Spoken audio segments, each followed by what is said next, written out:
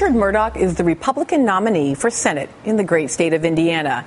And as Mitt Romney has said, if he wins, he could be one of the 51 votes needed to overturn Obamacare. But this week, Richard Mourdock found a way to stand out from the pack, so much so that I thought I'd send him a note.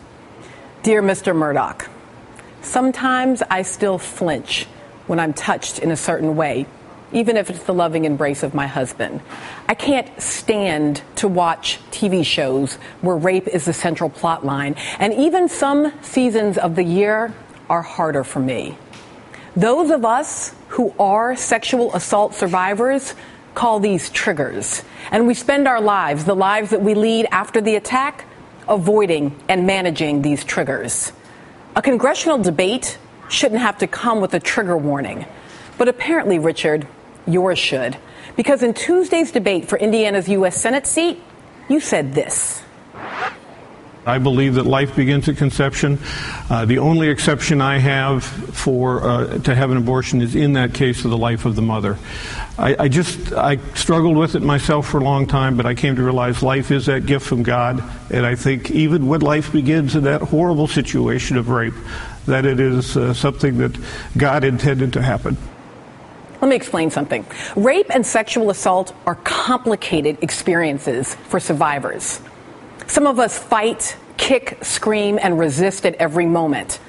Some of us eventually give in to save our own lives or to manage the horror. Some of us know that what is happening is rape, and others of us just know it's wrong but don't have any words to describe why. Some of us push the memories down and try to forget, and others of us battle openly with the nightmares and the scars every day. There is no one right way to survive. There is no one right way to feel. And as we heal, we learn not to judge ourselves or to judge our fellow survivors, because we learn that judgment can wound as deeply as assault. If a woman finds herself pregnant after a rape, we do not judge the choices she makes. Now, I'm descended from American slaves, and I have 4 mothers who found themselves pregnant with children whose birth increased the wealth of the very man who enslaved and raped them. But somehow, through the angst and misery of that experience, some of those women found a way to love and embrace the children that they bore from rape. So I do not doubt the compassion or judge the choice of a survivor who carries a rape pregnancy to term. But the whole point is choice, consent. You see, Mr. Mourdock, the violation of rape is more than physical. Rapists strip women of our right to choose, of our right to say no, of our right to control what is happening to our bodies. And most of our assailants tell us it's our fault.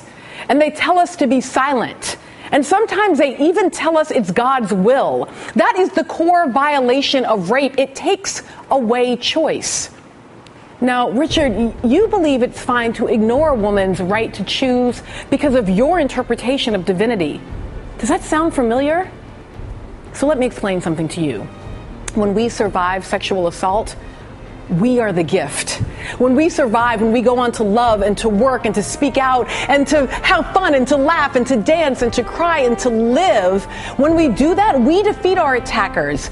For a moment, they strip us of our choices, and we heal when we take our choices back. We are the gift to ourselves and our families and our communities and our nation when we survive. So let me say this very clearly to you, Mr. Mourdock, and to all of your shameless endorsers.